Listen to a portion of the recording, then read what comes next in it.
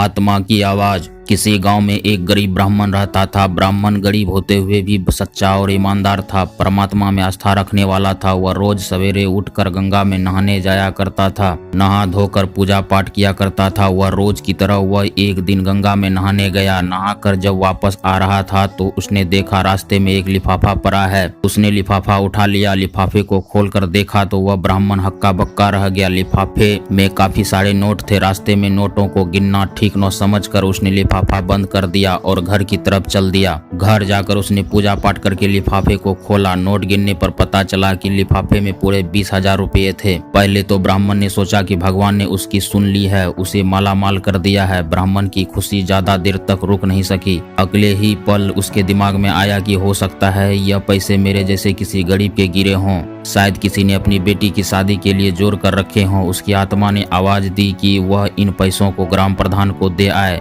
वह उठा और ग्राम प्रधान के घर की तरफ को चल दिया। अभी वह ग्राम प्रधान के आंगन में ही था।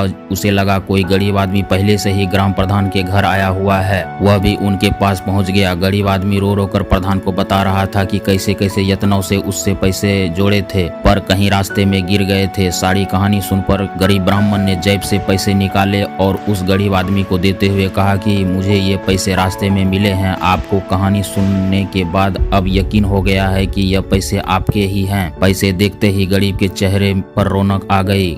गरीब ब्राह्मण ने कहा पैसे गिन लीजिए। गरीब आदमी ने ब्राह्मण का धन्यवाद करते हुए कहा कि पैसे तो पूरे ही हैं, इसमें से आपको कुछ इनाम देना चाहता हूँ। गरीब ब्राह्मण ने कुछ भी लेने से इनकार कर दिया। ब्राह्मण अपने घर को वापस आ गया। उसको इस बात की खुशी थी कि उसकी आत्मा की आवाज की जीत हुई है। आशा करता हूँ कि एक छोटी सी मोटिवेशनल स्टोरी आप लोगों को पसंद आया होगा। कहानी पसंद आया हो दोस्तों तो लाइक, सब्सक्राइब एंड शेयर जरूर करें।